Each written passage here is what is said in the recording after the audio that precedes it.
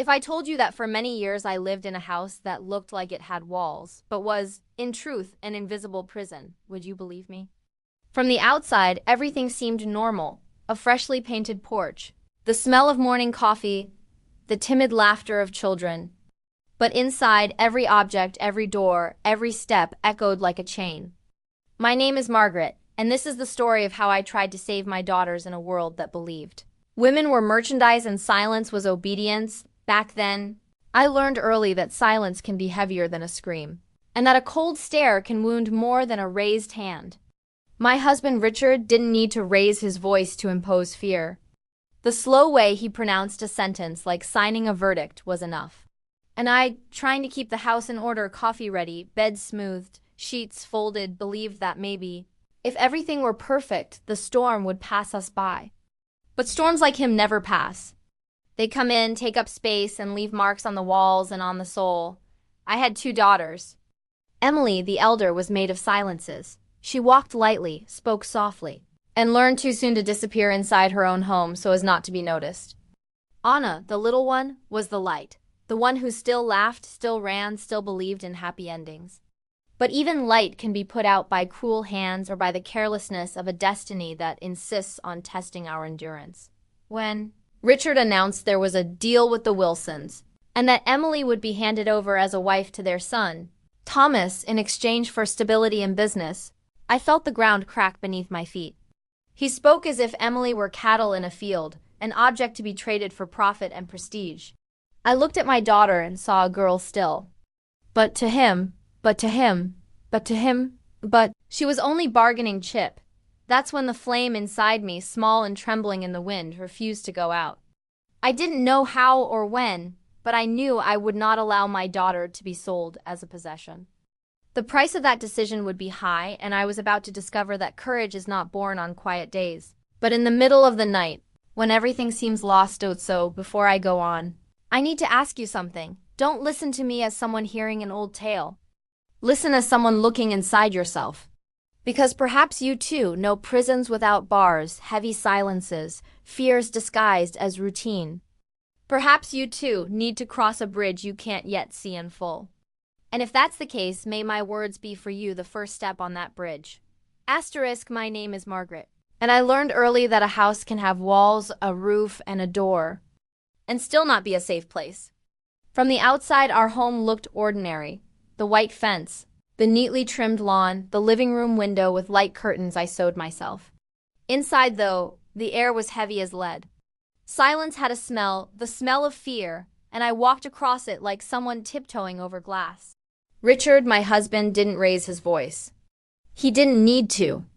The weight of his gaze and the calculated pause between one word and the next were enough to smother any argument of mine. I told myself it was only a rough patch, that tight finances make any man tense, that men have their ways.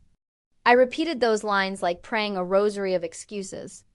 But the truth is that Richard's way was a storm that never moved on. Emily, my eldest, learned to be invisible inside the house.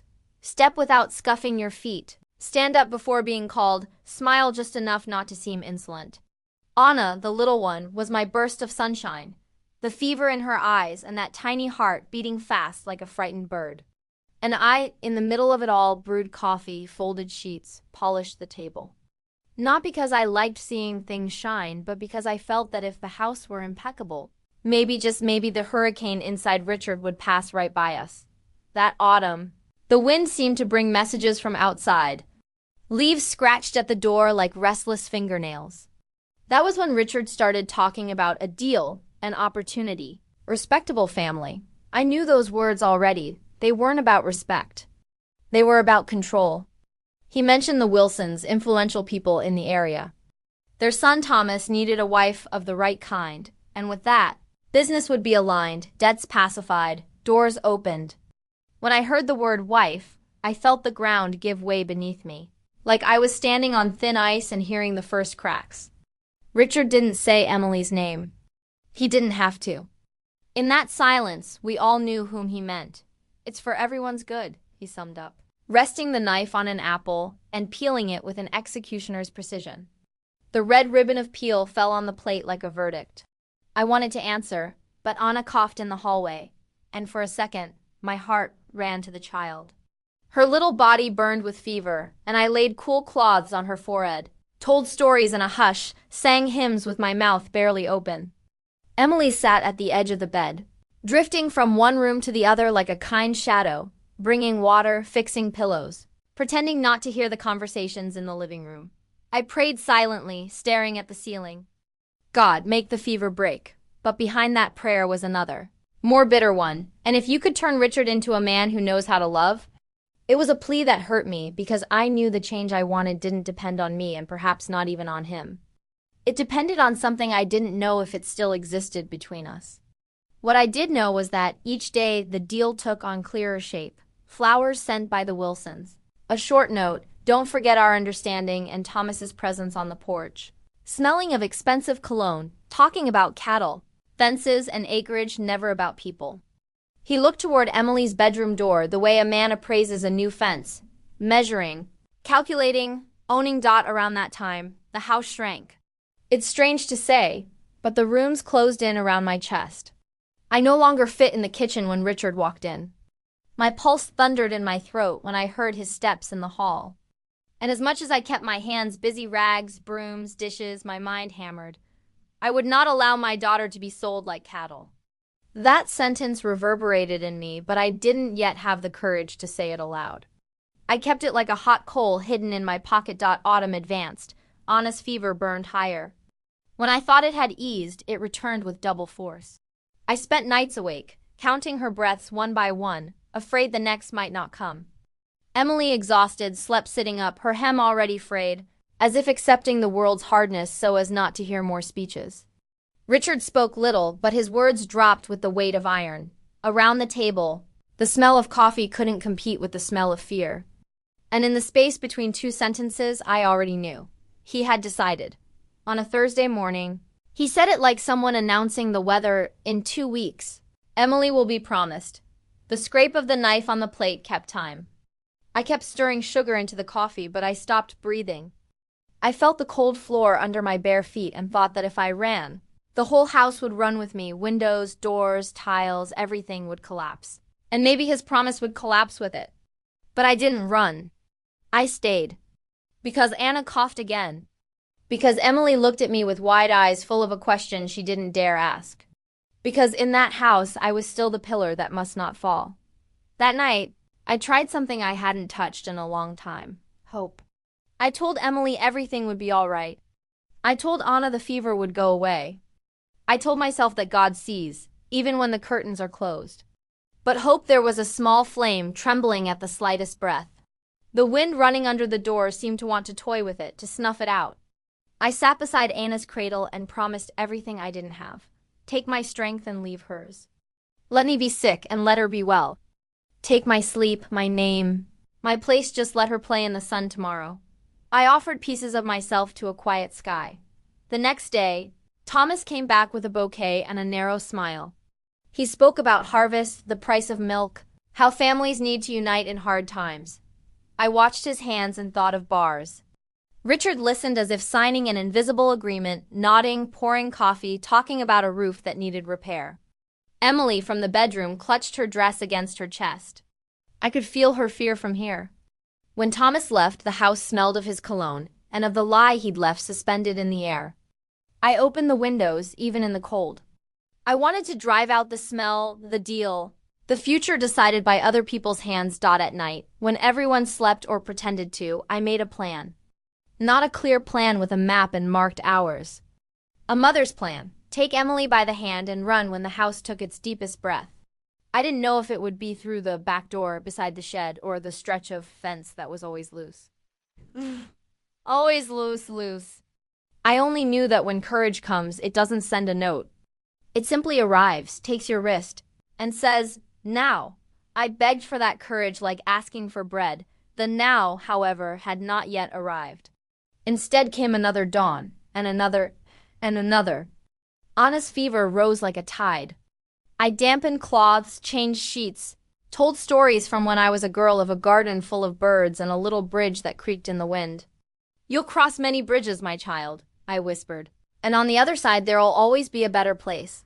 I made those promises knowing that, Sometimes the world doesn't deliver what we promise. Even so, I promised, because it was what I had. Conversations in the kitchen grew shorter. I avoided meeting Richard's eyes, the way you avoid staring at the noon sun so you won't go blind. Emily moved through rooms like a thin thread of hope that refused to snap. Sometimes she rested her forehead on the bedroom doorframe and stood there, breathing slowly like praying without a single word. I wanted to tell her that the body remembers love even when the heart is tired. I wanted to tell her that if I had to, I'd become a mountain, a river, a wall, anything to keep her away from Thomas. But I didn't say it. Not yet. Then one afternoon, I received a note from the Wilsons. Don't forget our deal. Crumpling it was such a small gesture against the immensity of the threat. I threw it away, but the words stayed in the air like dust after sunlight slips through a crack. I began to notice Thomas's men prowling closer shadows at the fence. Footsteps in the yard, the squeak of the gate I swore I'd latched. The whole house seemed to awaken to the danger. Every plank creaked as if trying to warn me. And the tiny flame of hope I shielded with my cupped hands shook. I remember the day I almost ran. The sky was gray and the smell of rain rolled over the dirt. Richard slept heavy on the couch, the empty bottle testifying. Emily looked at me. I looked at her. No words were needed. I grabbed the small bag with documents and a little money I'd been saving, thread by thread, like knitting a coat of courage. Emily slid on her shoes without a sound. We walked to the back door. The cold handle, the complaining wood, my heart begging for silence. I opened the door, and then I heard steps in the yard. Men, too. The shadow first, then the bodies. One with a scar slashed across his face like an indecent signature. I pushed Emily back, shut the door, leaned my weight against it as if I were the lock. Not today, I whispered to fear. On the inside, my legs shook. On the outside, I was stone. The footsteps receded, maybe laughing, maybe just waiting. And I understood the house had become a siege. The escape would have to be larger than the door. It would have to be a decision that crossed the very skin of the world. That night I sat on the floor of Anna's room, my back against the wall, and let my head drop. I knew I couldn't postpone anymore. But there was something I couldn't control, the fever. The little one breathed like embers, skin both cold and hot. That paradox only someone who has held a feverish child can understand. Stay, my love, I told her. Stay a little longer. I didn't know that, in asking her to stay. I was asking for myself too, that I stay strong, stay whole. Stay standing when the storm hit. Hours later, a crack opened inside me. I understood that merely surviving in silence isn't enough. Surviving silently is a way of dying in installments. I have been a cog in a mute machine for far too long. That dawn I gathered all my exhaustion, all my pain, all my faith and crushed them with the same force I'd used to crush the Wilsons' note. I promised myself in a low voice, with my hand over my heart, I will not let Emily be taken like a thing. I will not let Anna be forgotten as if she were an accident. I will not let my story end in a house where love is a threat. When morning came, I was on my feet. The sun didn't enter through the window, not that day, but I entered myself.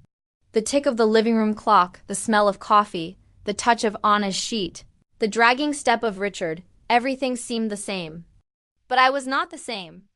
I had a plan without a map, a destination without a name, and a promise engraved on my tongue. Save my daughters, save myself. And if I had to cross the world to do it, I would. I spent the whole night with Anna in my arms, feeling her little body swing between embers and ice. Her skin sweated, her chest rose and fell off tempo, as if life were a sour chord trying to find the key again. I changed cool towels, whispered old songs, remembered the girl running in the yard, hair stuck to her forehead, sticky hands from sweets, loose laughter. With every memory, I begged God to rewind the film. One more sunny day, one more run, one more laugh. Just one more. I would have given everything I didn't have for that one more. Emily slept crooked in the chair, her chin fallen to her chest, trying to keep watch and tie a ribbon of normalcy around a world that had unraveled. Sometimes she opened her eyes and asked me with a wordless look, "Will it pass?" I answered with a kiss to her forehead, as if a kiss could sign a contract with the future. Richard snored in the living room, a shallow snore of a man who drank to numb his conscience. Sometimes it stopped abruptly, and I held my breath, afraid he'd wake. But it wasn't fear of his presence, it was fear of what his presence meant. Deals. Wilson's Thomas 2 weeks. When the kitchen clock struck 4 in the morning, something in the room went quiet in a strange way. Not the quiet of rest. The quiet of a river that suddenly no longer runs. Anna became light in my arms, too light, as if every gram of fever had evaporated and taken with it the breath that kept her here. I called her name once, twice, 1,000 times, as if repetition were a rope to pull back her playful soul. Anna, my love, stay. Stay with me. The world retreated to a bright, painful point, and I understood that light can go out without a sound. I found myself on my knees, Emily collapsing beside me, her face buried in my skirt. I didn't cry right away. First came a void, a bottomless hole swallowing everything. The bridge stories, whispered promises, cool cloths, wrung towels, my plea that God trade me for her. Then the sobbing came like a sea finally finding the shore. I cried with my whole body, eyes, throat, back, hands. Tears have a memory. They fetch it every time I swallowed words, every time I placed flowers where there were only thorns, every shredded note that kept hanging in the air. Richard appeared at the door. For a second, I swear I saw humanity flutter across his face like a hurried bird. But it lasted less than a breath. He pressed his lips, measured the scene with coldness, and said only, "This puts us in a complicated position with the Wilsons." Hearing that, I realized malice doesn't always need to shout. It only needs to choose what to say at the worst moment. I wrapped Anna in a white sheet, the simple fabric becoming a shroud, and felt its fiber bite my hands. I carried my baby to the yard like bearing a sacrament. I dug with a shovel, with my nails, with stubbornness, earth under my nails, earth in my teeth, earth in my memory. I buried my daughter, and with her, the last hope that Richard could ever learn to love.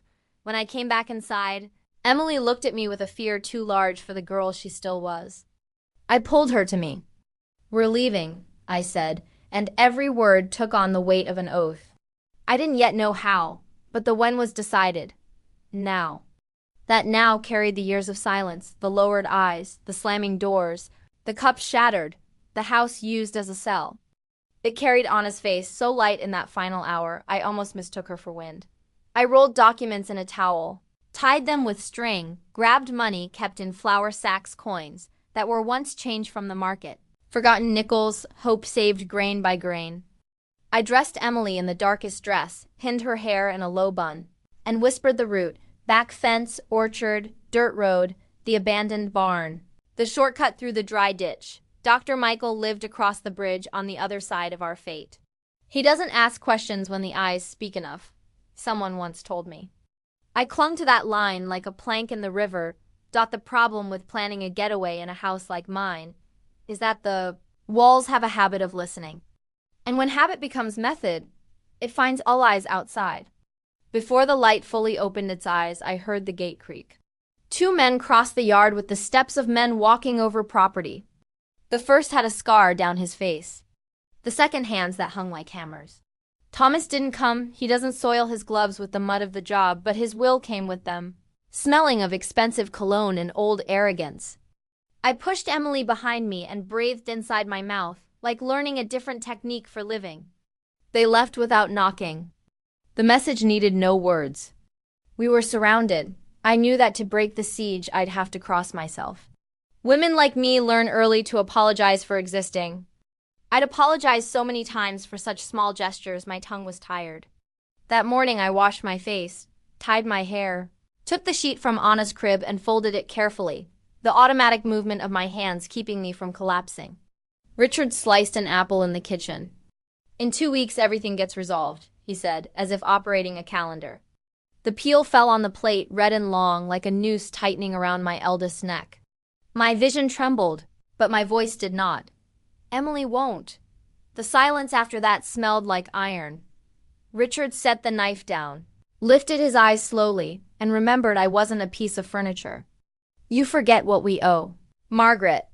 I smiled in a way I didn't recognize, the smile of someone who has lost the impossible and remains. "I haven't forgotten anything," I said. "I buried a child this morning." He didn't look away. Neither did I. The table, the chair, the plate, the apple, everything seemed to witness us. Somewhere in the yard, a dog barked at the wind. If you cross that door, Margaret, don't come back. That said differently had always been said. I turned to Emily. We will go. She nodded, and I saw a thin strand of life glow in her eyes, not full hope, but a match struck in the night. Asterisk. Our first attempt failed. At sundown, I pulled Emily along the side of the house, the back fence scratching my arm, my heart vaulting. The gate gave an inch and jammed, a piece of iron rooted in the earth, maybe hammered there on purpose. I tried with my shoulder, my hip, my will. The wood groaned. A neighbor lit his porch. Light ran through our yard like a pointing finger. Emily grabbed my waist. We retreated, returning burns in a way that stings for days. But I swore to myself that if the gate would not yield, I would become a bridge. That night I sat at the foot of Emily's bed. She clutched a scrap of linen from a dress I'd once saved for a celebration that never came. Mom, Anna is with God, I said, the words feeling like stone and cotton at once. Then why does it hurt? Because when love loses the body, it has to learn to live in the spirit. And that takes time. I said it to her and to me. In the hall, the clock struck 2, 3, 4, the marking of hours in a house that no longer belonged to us. In the morning, I went to the spring for water. I carried the pail against my thigh, muscles shaking under the weight. On the way back, I heard footsteps behind me, familiar ones, slow and deliberate. I turned and saw the man with the scar. Thomas sends his regards, he rasped. Says a promised marriage doesn't turn to dust just because a mother got ideas. He gripped my arm. The pain bit hard, but sharper still was the memory of how weightless Anna had been when she was finally without weight. I tried to pull away. My thigh gave. The pail tipped. Water spilled into a puddle that mirrored a slice of sky. In that reflection, a horse and a man, Dr. Michael, holding a stick like a clean blade. Let her go. The word cut the air. The man hesitated, sneered, released me, spat, and left a warning we already knew by heart. This isn't over. I returned home trembling on the outside and steady within. 2 nails pinned down my certainty. I would not stay, and I would not wait. Pain can paralyze, but if you plant your feet, it can also push. I shut the door, hacked what little was ours, ran my fingers over the sheet left in the crib, and looked around like saying goodbye to a place that was never home. Emily wrapped what she wanted to carry in a cloth. A blue ribbon, a faded photo, a battered storybook. Is that heavy?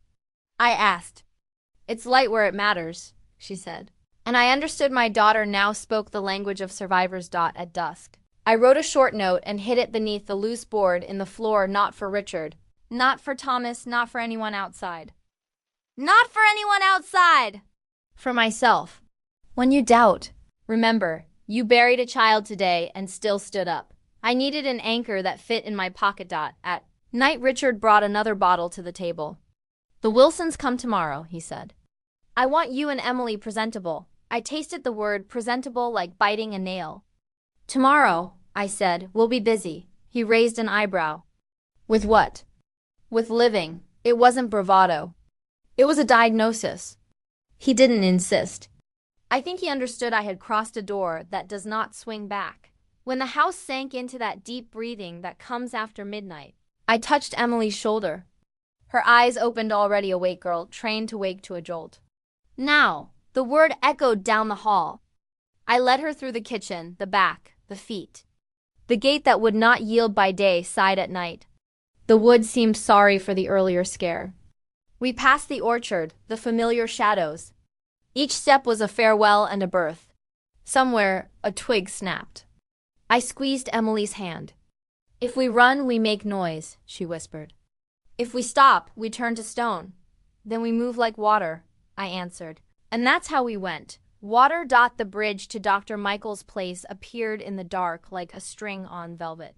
I knew with a certainty beyond words that if we reached the other side, the world would change its name.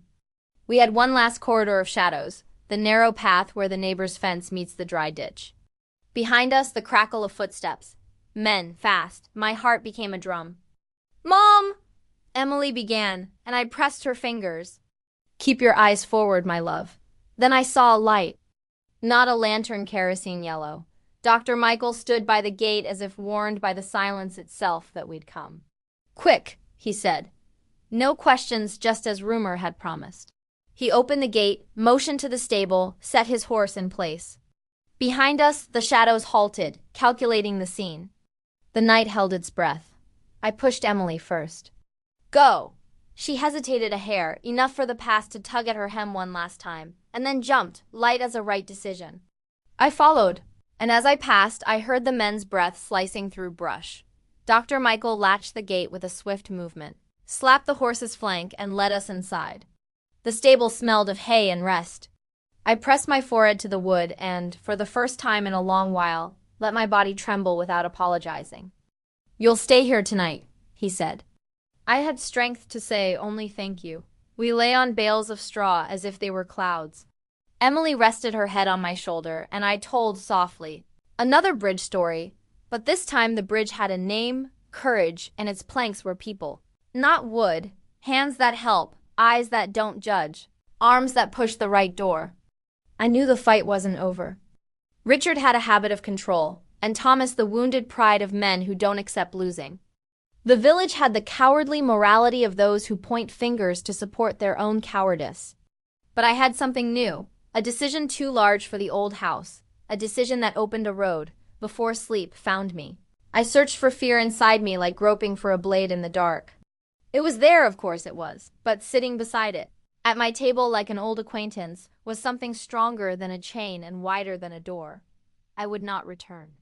If moving forward meant being 2, 3, 1,000 women at once, I would be. If it meant working till my bones ached, I would. If it meant starting from nothing, I would start as many times as needed. Emily breathed deep, and her air entered my chest like a vow. I kissed the top of her head and made one last request to the low sky, the one that sometimes bends to eye level. Give us the morning. When I slept, I dreamed the bridge was long but firm, and each plank bore a name chalked on it. Anna, Emily, Margaret. In the dream I walked, and with each step the ground said, "Go!" I woke with a simple certainty that hurt. The next block of my life would begin on the far side of the bridge. I woke to the smell of hay and the lamp's yellow light leaking through the stable slats. Emily still slept with her head on my shoulder, and for a brief moment we felt displaced in time, two travelers, hidden where clocks falter.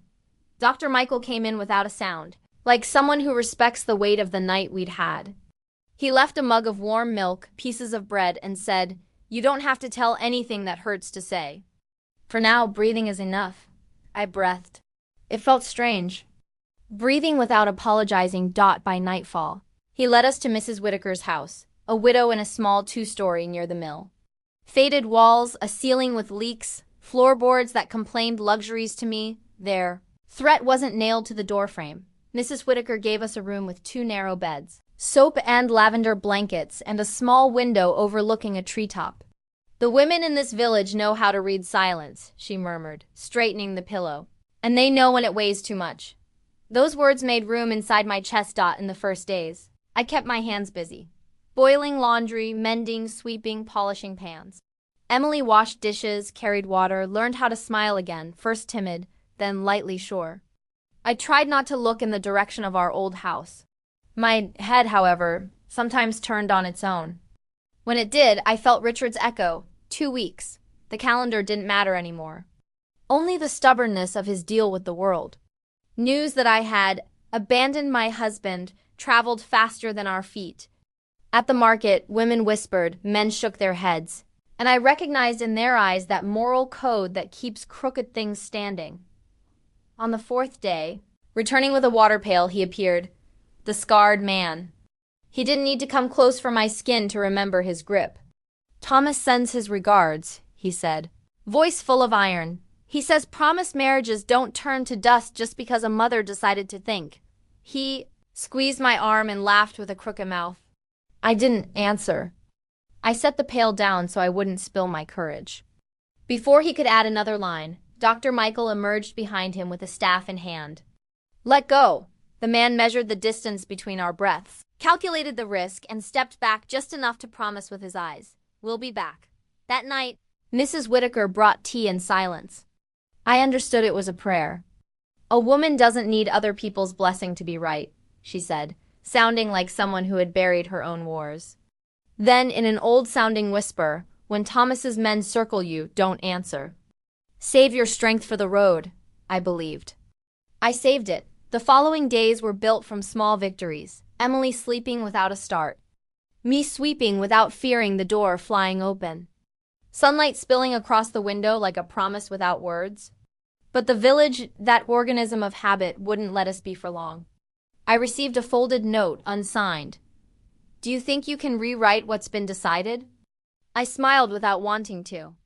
Destiny isn't a stamped contract in the tyrant's registry, I thought, and fed the paper to the flame. Asterisk. Asterisk.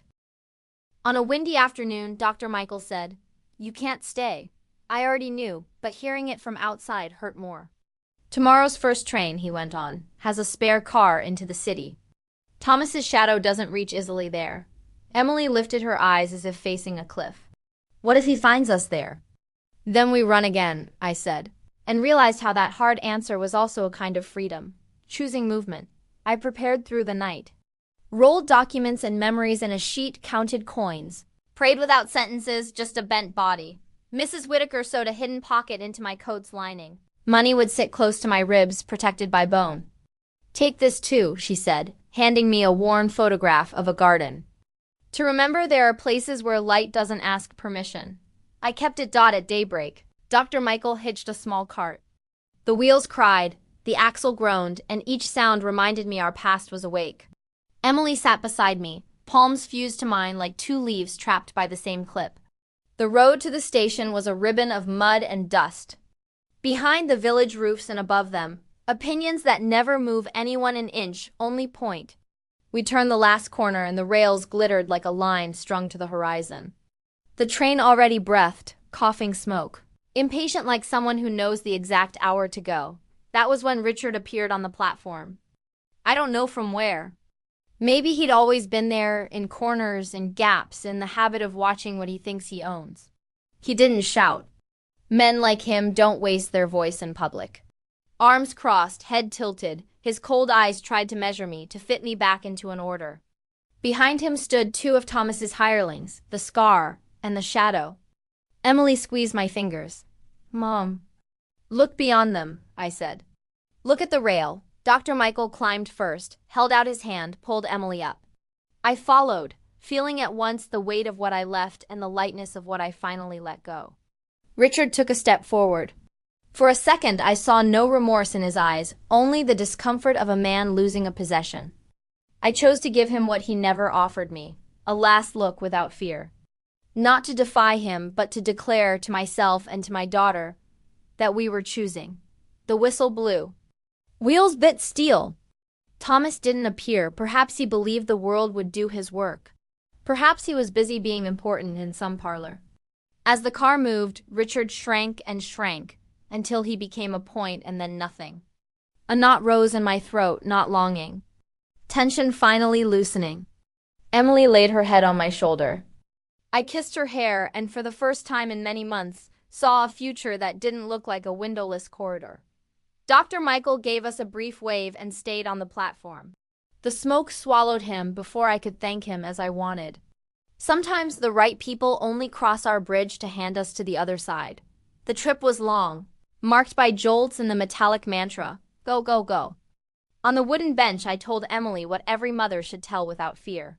No one has the right to decide your body, your destiny, your joy. A no said with your soul is fuller than a forced yes. Courage isn't a shout, it's a step. She listened with bright eyes.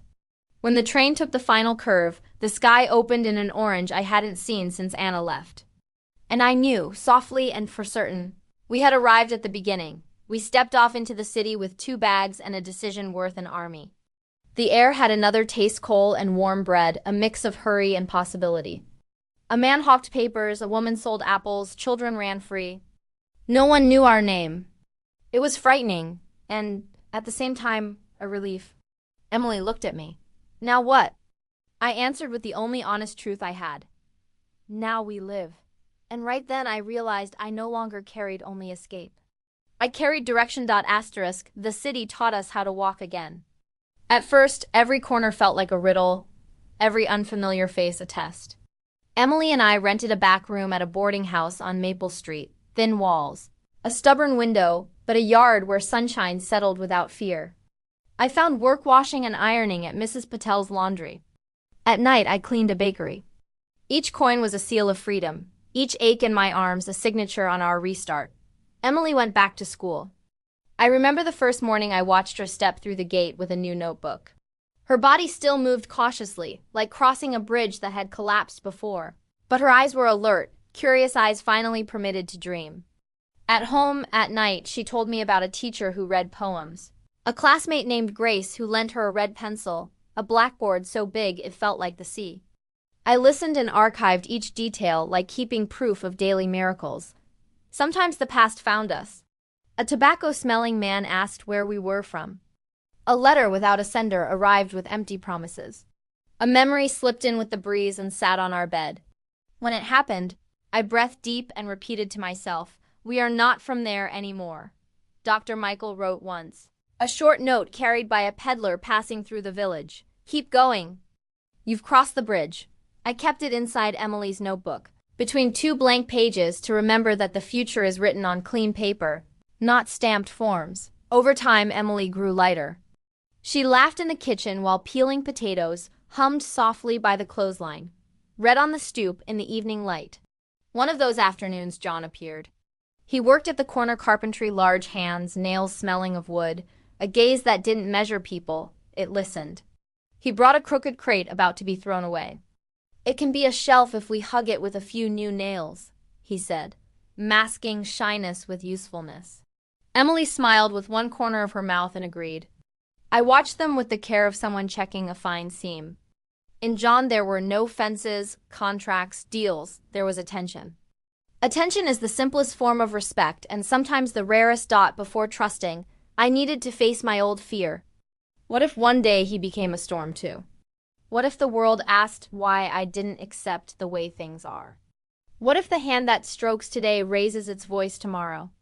I put the what-ifs in a pocket and watched the small gestures. John never entered without knocking. Fixed the stubborn window. Brought warm bread because there was extra. Asked about Anna and listened without trying to fix my grief. One day I saw them, him and Emily, measuring a plank for the shelf. From afar, the drawing was simple, two bodies leaning over a piece of wood. Up close, it was something else, the outline of a future without bars. I heard of Richard not from his mouth but from others, neighbors of neighbors, people who come and go. They said after we left, Thomas and his men charged their debt where it hurt, in his pride. A scuffle in an alley, knives. It was close, someone said. Richard lived, but walked like a shadow of himself, half man, half lack. I felt no joy, no pity. I felt closure. Sometimes the world knocks statues down so we can see the ground. And the ground is where you begin again. When John asked for Emily's hand, the city smelled of bread and rain. He didn't bring expensive rings nor a movie speech. He brought a bench he'd made, edges smooth, seat solid. "I want you to sit where I rest," he said. And I understood it as, "I offer you my place." Emily looked to me before answering, a reflex learned from asking permission to be happy. I held her hands, now a young woman's hands, and said, "You choose." She chose. And her yes stitched, quietly. The torn hem of our years. There was no pomp at the wedding. A borrowed hall, flowers Mrs. Patel donated. Sweet bread from the bakery, mismatched chairs. Children running. Mrs. Whitaker couldn't come but sent a note tied with a blue ribbon. For the girl who wasn't sold. I cried and laughed at once and realized I, too, was marrying something. My own life returned to my hands. Emily danced barefoot. John stood with the posture of a man who knows the weight he bears and therefore doesn't pretend to be bigger than he is. As music swayed, I closed my eyes and inside spoke to Anna. "Look at your sister. We're crossing another bridge." We kept going. We rented a better corner. John's shelf became 2, then 3. Later, we built a table from leftover wood, our table, where bread, bills, flowers, and held hands all fit. I worked fewer night hours, more by day. Emily opened a new notebook and began to write stories, timid first lines, then paragraphs, then pages. One Sunday she read aloud, a girl learning to breathe in a place where the air was borrowed. When she finished, she looked at me. Is it about you? It's about us, I said. Freedom didn't erase the scars, and I no longer expect it to. The marks remind me what we crossed and what I will never accept again. Sometimes I wake in the dark with my heart racing to the sound of a doorknob that no longer exists. Then I open the window and let the wind in. It tells me Richard is far, Thomas too, and we are here alive, whole, decided. I pour coffee for the three of us, leave an extra plate on the table, like a small rite honoring an absence that has become present in another way. Anna fits into that gesture without needing to fit the chair. If you ask me today, who won? Fear or the step? Fear or the step? The contract or the choice? Courage that makes no noise won. The courage that says no in the dining room, detours in the yard, steps onto the train, signs a name on a clean page, learns a new address, and laughs again without permission. Love won not the greeting card kind, but the love that works, sweeps, washes, mends, waits, protects, teaches, the love that decides every day not to treat itself as merchandise. I, Margaret, mother of Emily and Anna, a woman who buried a child and did not bury herself, say this with the calm of someone who has seen the entire night and waited for morning. There is always a bridge. Sometimes it's crooked, narrow, old. Sometimes it's just a thin line of courage stretched across fear. But it exists. If you're on this side, thinking there's no way across, do what I did when I thought I had no body left to stand. Put your foot on the first gap. The rest we cross one step at a time. And if I could, you can too. Because what saved us wasn't a miracle descending with music. It was the sum of outstretched hands, Mrs. Whitaker, Dr. Michael, Mrs. Patel, John, and the silent decision I made one day at a window. I'm not going back. Since then, where there are gates, I look for slivers. Where there are orders, I choose. Where there are threatening notes, I strike matches. And when the wind moves through the new house, I whisper the name of what brought us here. Life. Asterisk if you've come this far. You know, this isn't only the story of Margaret, Emily, and Anna. It's also an escape map for those who live in houses with doors but no way out. I learned that courage rarely arrives with fanfare. It comes as a whisper, now, and asks for a step. That's how it was when I burned notes, crossed the bridge to Dr. Michael's house, accepted Mrs. Whitaker's simple room, held Emily's hands on the train, and let the past shrink until it became a dot. I discovered that the love that sustains isn't made of pretty promises, but of sweeping, mending, working, respect, and making room like John, who didn't offer me fences, but shelves. I don't romanticize scars. They exist. Sometimes I wake in the dark thinking I hear the old doorknob. Then I open the window and let the wind remind me, I'm not going back. A new life doesn't erase old pain. It rearranges it so it's no longer the mistress of my days. I've learned to call miracle the things I once failed to see. Emily reading on the doorstep, warm bread on the table, silence that doesn't threaten, and the simple peace of saying no without apologizing. If anything in this story touched that tight place in your chest, the place where fear and weariness live, hold on to this. There's always a bridge. Maybe narrow, maybe crooked, maybe dark. Maybe dark, but it's there. And the first step is never perfect. It's true. If you need it, ask for help. Sometimes the missing hand is already outstretched, as Mrs. Patel's, Mrs. Whitaker's, or Dr. Michael's were for me. And when you cross, take whomever you can with you, even if only by the force of example. I want to invite you to be part of this crossing with us. Subscribe to the channel, turn on notifications, and share this video with someone who needs to remember that destiny is not a sentence. Comment below with a phrase that turns the key for you. I crossed the bridge. And if it's comfortable, tell us in a few lines which bridge you need to cross now. Your story may be the match that lights someone else's courage. I am Margaret. I crossed. And if I did it, you can too. Today, when the wind passes through the new house, I whisper the name of what brought us here. Life. Asterisk, asterisk, asterisk.